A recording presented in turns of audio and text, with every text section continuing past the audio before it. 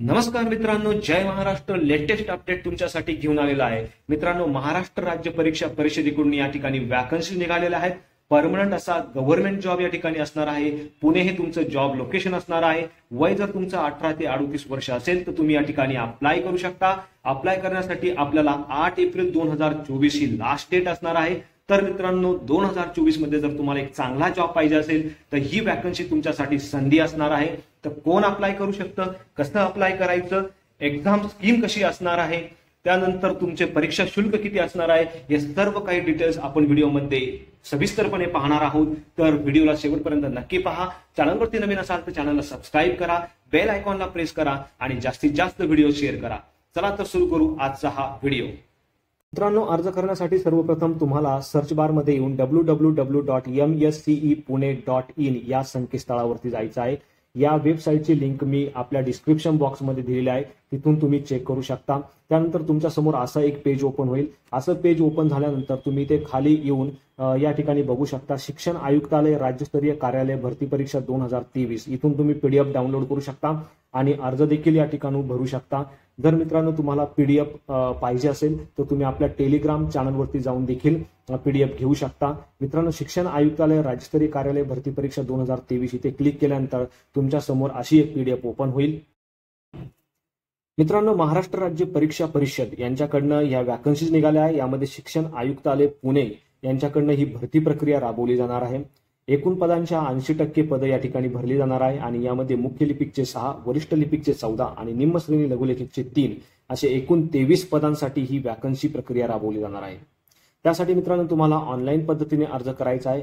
गट क या संवर्गातील हे पद असणार आहे आणि त्यासाठी तुम्हाला www.mscepune.in या संकेतस्थळावरती जाऊन 23/3/2024 ते 8 एप्रिल 2024 पर्यंत आपले अर्ज करायचे आहे. अर्ज करताना मित्रांनो जर तुम्हाला काही प्रॉब्लेम आला तर तुम्ही bpvmscepune2023@gmail.com या ईमेल थ्रू संपर्क साधू शकता. मित्रांनो, जसं तुम्ही इथे बघू शकता मुख्य लिपिक पदाचे या ठिकाणी 6 पदे असणार आहे. त्यानंतर वरिष्ठ लिपिकचे या ठिकाणी टोटल 14 पदे असणार आहे आणि निम्न श्रेणी लघुलेखकचे या ठिकाणी 3 पदे असणार आहे आणि प्रत्येक पदांचं या ठिकाणी कॅटेगरी वाईज डिस्ट्रीब्युशन दिलेलं आहे. तुम्ही या ठिकाणी चेक करू शकता. अप्लाय करण्यासाठी मित्रांनो तुम्ही भारताचा आणि महाराष्ट्राचा रहिवासी असणं आवश्यक आहे आणि महाराष्ट्राचा रहिवासी असल्याचा दाखला म्हणजे डोमसाईल सर्टिफिकेट तुमच्याकडे असणं आवश्यक आहे. वयोमर्यादा जर तुम्ही बघितली तर मुख्य लिपिक, वरिष्ठ लिपिक आणि निम्न श्रेणी लघुलेखक या पदांसाठी कमीत कमी तुमचं वय 18 वर्ष असणं आवश्यक आहे आणि जास्तीत जास्त 38 वर्ष असणं आवश्यक आहे. यामध्ये जे मागासवर्गीय उमेदवार आहे त्यांच्यासाठी विशेष सवलत या ठिकाणी देण्यात आलेली आहे. त्याचबरोबर प्रावीण्य प्राप्त खेळाडू, माजी सैनिक, अंशकालीन पदवीधर, दिव्यांग, प्रकल्पग्रस्त, भूकंपग्रस्त यासारख्या उमेदवारांसाठी देखील या ठिकाणी वयोमर्यादेमध्ये सूट देण्यात आलेली आहे. तुम्ही चेक करू शकता. मुख्य लिपिक, वरिष्ठ लिपिक या पदासाठी अप्लाय करण्यासाठी तुमच्याकडे कोणत्याही मान्यताप्राप्त विद्यापीठाची कोणत्याही शाखेची पदवी परीक्षा उत्तीर्ण असणं आवश्यक आहे.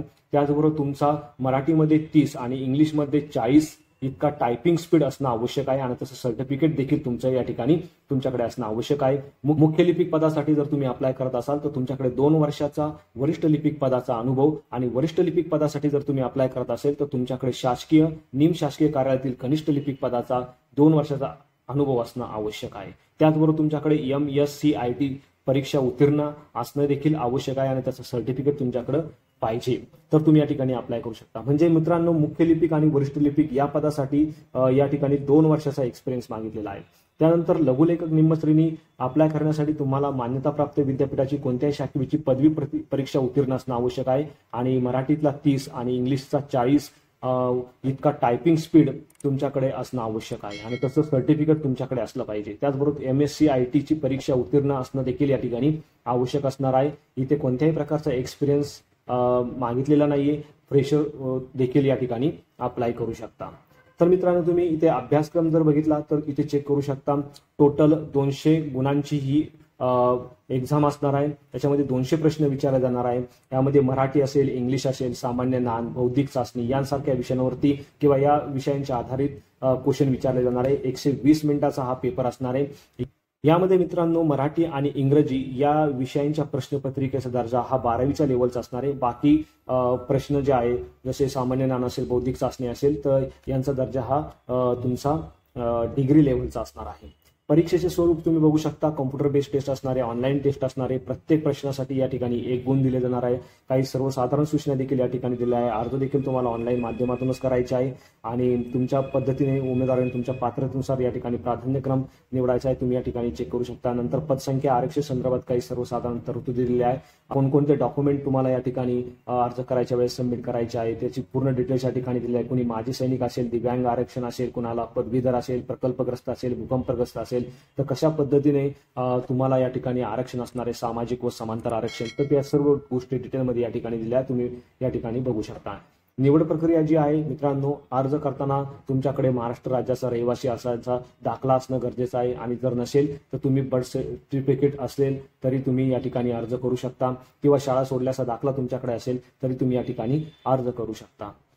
यानंतर मित्रांनो, कॅटेगरी वरनं जर तुम्ही अप्लाय करत असेल तर तुमच्याकडे कास्ट सर्टिफिकेट, व्हॅलिडिटी सर्टिफिकेट असणं आवश्यक आहे.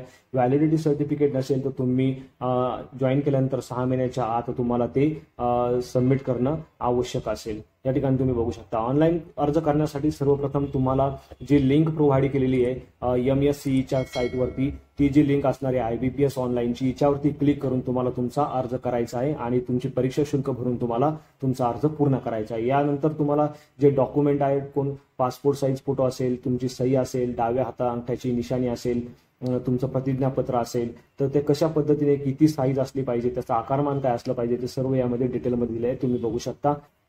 परीक्षा शुल्क जे आहे ते मित्रांनो खुल्या संवर्गातील उमेदवारांसाठी 950 रुपये इतकं परीक्षा शुल्क असणार आहे आणि बाकी उमेदवारांसाठी या ठिकाणी 850 रुपये इतकं परीक्षा शुल्क असणार आहे. आणि यासाठी तुम्हाला 23/3/2024 पासून 8 एप्रिल 2024 पर्यंत अप्लाय करायचं आहे. म्हणजे 8 एप्रिल 2024 ही तुमची परीक्षा शुल्क आणि तुमची अर्ज करण्याची शेवटची डेट असणार आहे. हे तुम्ही या ठिकाणी बघू शकता. जिल्हा आणि परीक्षा केंद्र तुम्ही तुमच्या पद्धतीने कोणतेही 3 तुमचे जे जवळचे असतील ते निवडू शकता. प्रत्येक जिल्ह्यामध्ये परीक्षा केंद्र असणार आहे. त्यानंतर जे तुमचं हॉल तिकीट आहे ते तुम्ही www.emscepune.in या संकेतस्थळावरती जाऊन डाउनलोड करू शकता. मित्रांनो, अर्ज करताना जर काही प्रॉब्लेम आला तर तुम्ही bpvmscpune2023@gmail.com या ईमेल थ्रू संपर्क साधू शकता किंवा मला कमेंटमध्ये विचारू शकता. मित्रांनो, व्हिडिओ आवडल्यास व्हिडिओला नक्की शेअर करा, लाईक करा आणि चॅनलला सबस्क्राईब करा. So thank you for watching.